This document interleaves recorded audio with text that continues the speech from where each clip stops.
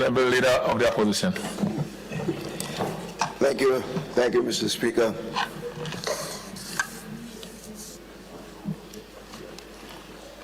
If you are concerned about the state of governance of this country, I think one will become even more concerned after this motion for approval of the appropriation coming from the Finance Committee meeting. The fact that so many allocations for items were in different portions, not clearly demarcated appropriately, worries me and must worry anyone looking at how the Finance Committee meetings and supplementals have been done historically. Mr. Speaker, we have been told that most or almost all of the items are related to the issue of Beryl's disaster in this country.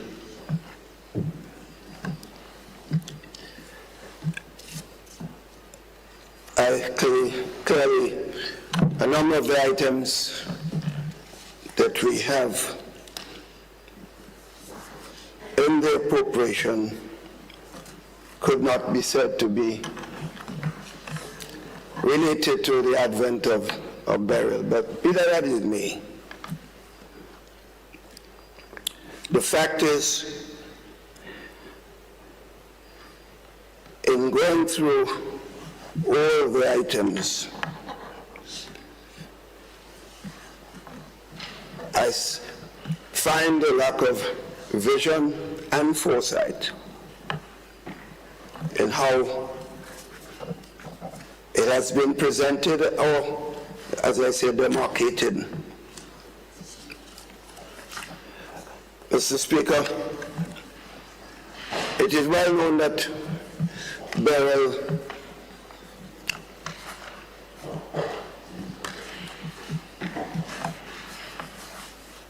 activity in this country was clearly mainly in two areas of the country, Carriacou, Petit-Martinique, and to some extent, and we're talking about infrastructural development in general, buildings and homes and so on.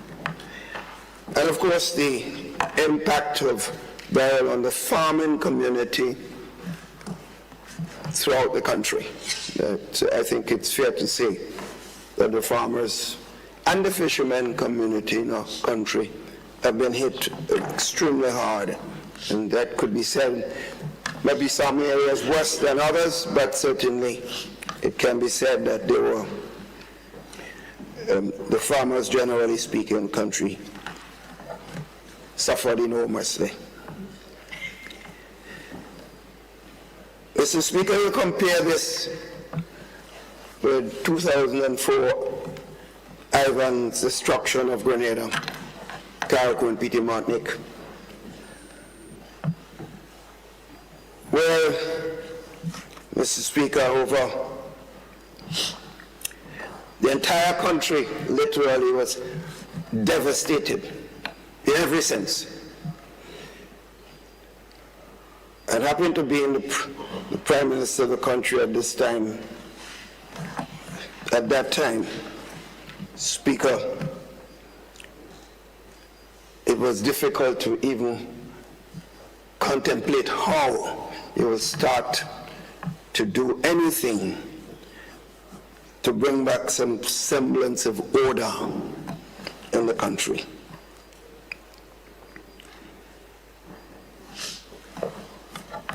Because, Mr. Speaker, there were no communication in our country.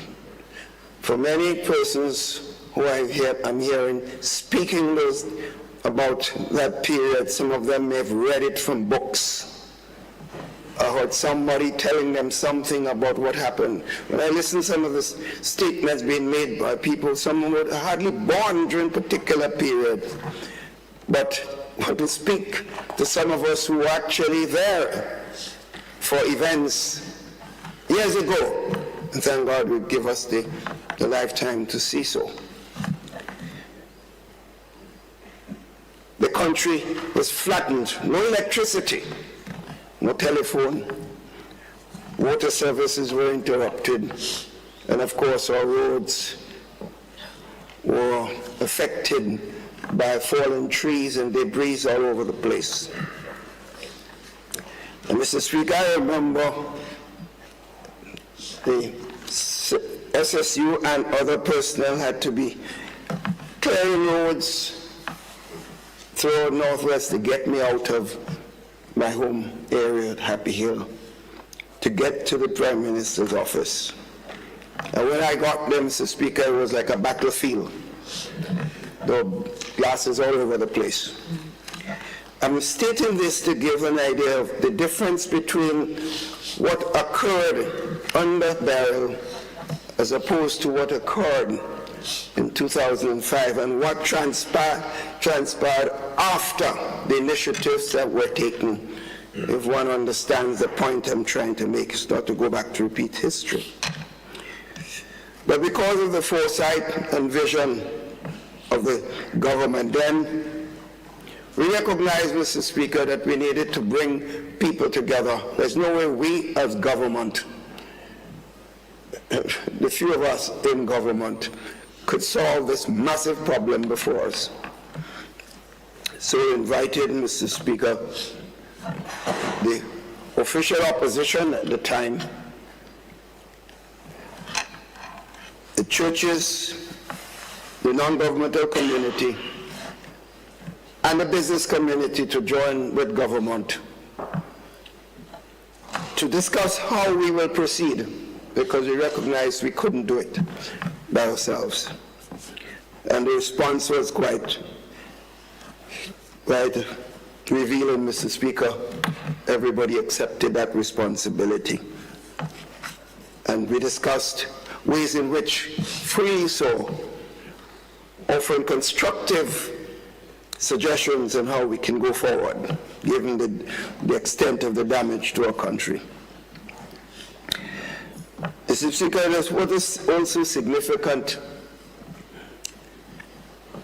that we agreed on a number of things, so to provide concessions to all organizations, to use whatever influence you have to get support and relief and services to the country, and all taxes will of course be forgiven.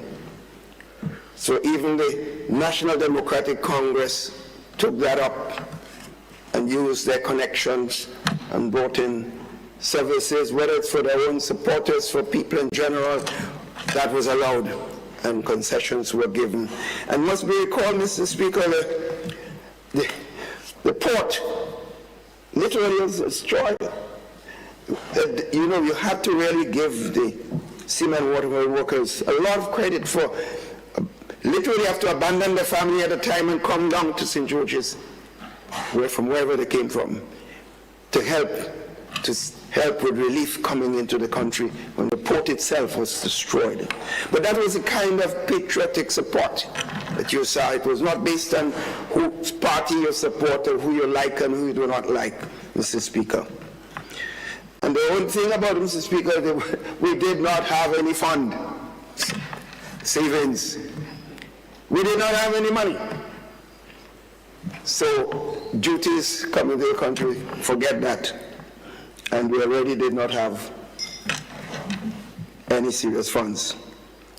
Compare that to what is happening now, when the government then, with the foresight, recognizing the mistakes of the past, investigated and used our friends regionally and internationally and friendly governments. And we found out that the issue of a cliff was possible. And it being said that the president past government didn't have anything to do with it. I want to know how it happened.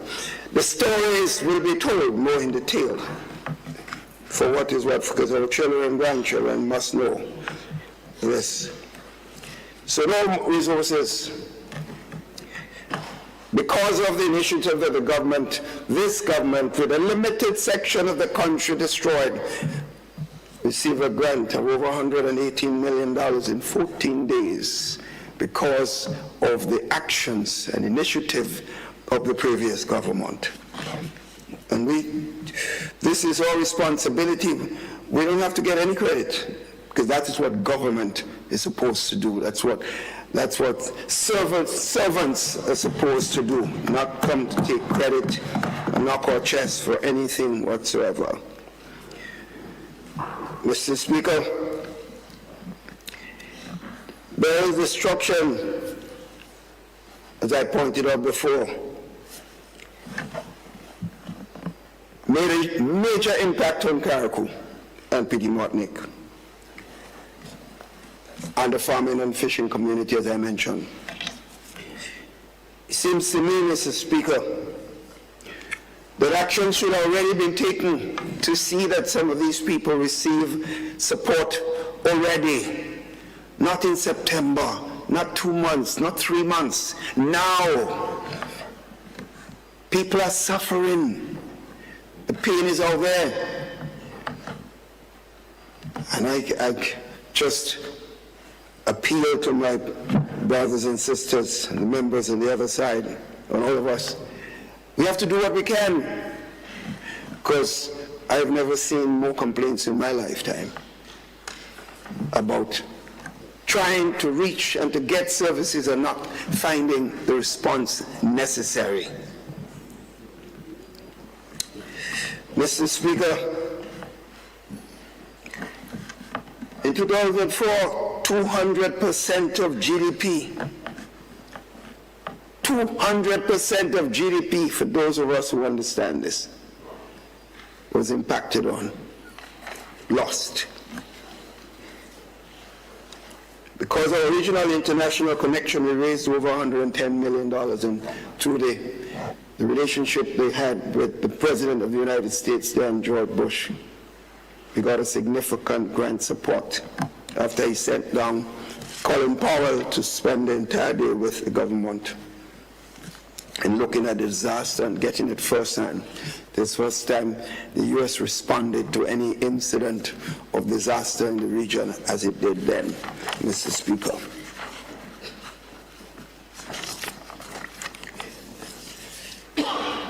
Mr. Speaker, after 2 months of volunteering now, and the government through its press secretariat less than a month ago, claiming that 95% of the areas requiring cleanup was cleaned. The government is now requesting $13.5 million for cleanup. That may or may not be the case, but these are just the words of the government I'm using. Allocations are evident under both MIT and the Ministry of Works. Sometimes you ask yourself, who is building roads, who is building infrastructure? MIT or Ministry of Works or whatever areas, I don't know. And that's not an indictment of on any individual's indictment on the system management at this particular time. I'm not here to get into personalities. Want to get into this, that's their problem. While it is unclear which ministry and associated line minister is responsible for this work, the point is that after almost 2 months of volunteerism and helicoptering back and forth, where are we with the cleanup? This is a question to be asked. Mr. Speaker, within weeks, Mr. Speaker, on the other hand, 2004, people mobilized and work started, and people started receiving significant support.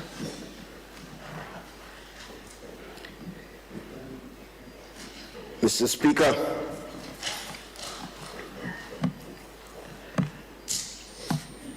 I understand $25 million will be allocated to GDB for many different support for business and other activities. And terms I've heard today for the first time, the terms and conditions to be given. Mr. Speaker, that is not to cast aspersion on anyone, but to say that since the present board of GDB is still the one in place, the present board of GDB is still the one in place. And since ministers of government received massive loan from GDB at the initial period of this government time, not even a few months after government came into office,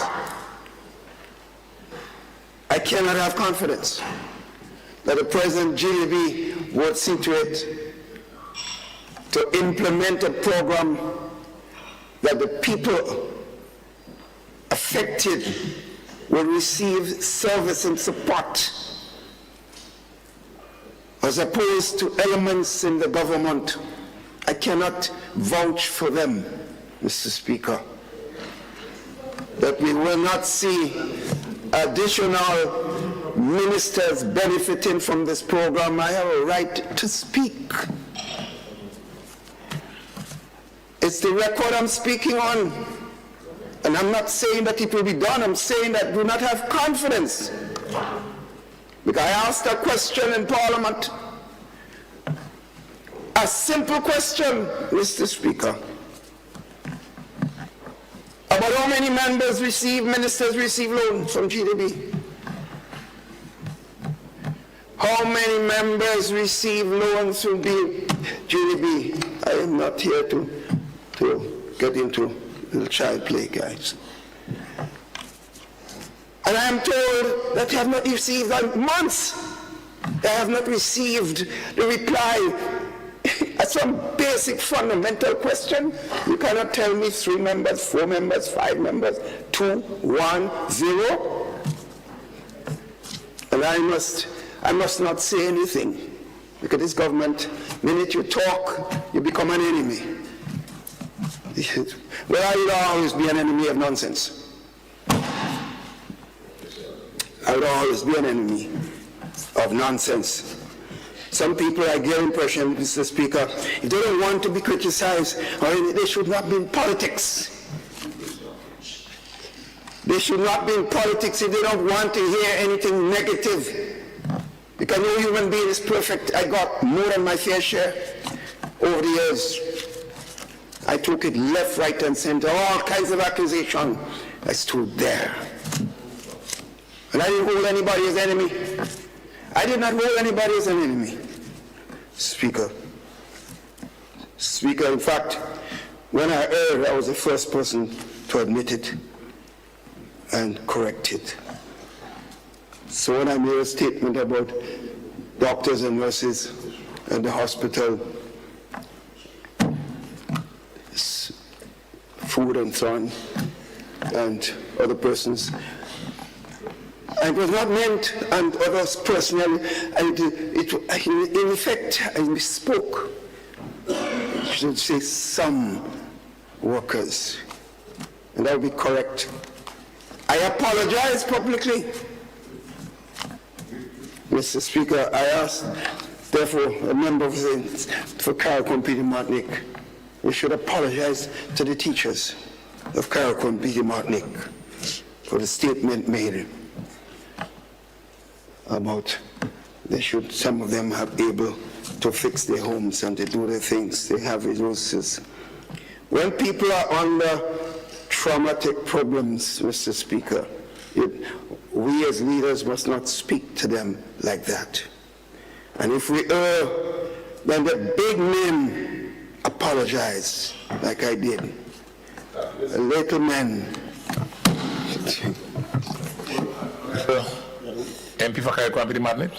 Are you raising a point of order? Point of order. Go ahead, MP. I would like the leader of His Majesty's opposition leader to withdraw that statement, because I did not make any such statement about teachers.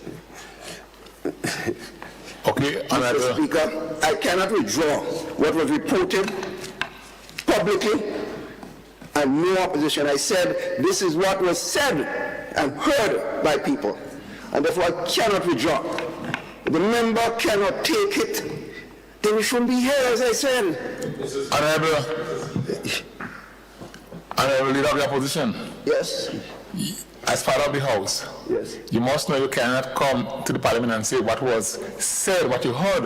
Mr. Speaker, this was done, and the report can be provided. The member cannot come here and pretend that he didn't say so. All right, Honorable Leader of the Opposition, do you have the evidence that it was done? It can be provided, Mr. Speaker, but don't ask me to do that now. Okay, well, I cannot withdraw it, Mr. Speaker, and I will not withdraw it. I ask you to withdraw the statement. I will not withdraw it, Mr. Speaker. You hear me? I will not withdraw it. The honorable member indicated that he didn't say. I said I will not withdraw it, Mr. Speaker. I will not withdraw it. Listen, honorable member. Mr. Speaker, You will need to withdraw it if you want to continue your address. I will not withdraw it. Do what you want. Throw me out. I will not withdraw it. Honorable member, I call on you for the final time. I will not withdraw it, Mr. Speaker. Did you hear me? For the final time. Do as you wish. All right. Please have your seat, Honorable Leader. Yes. And we'll have a very brief recess. I'll come back to you.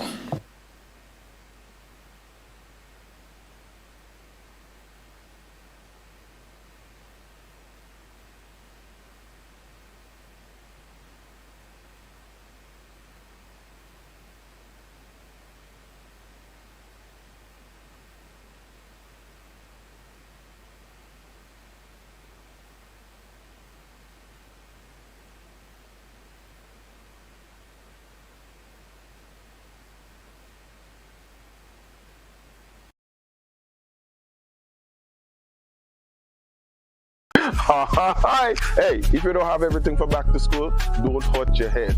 Caribbean and Flow, they're putting down the biggest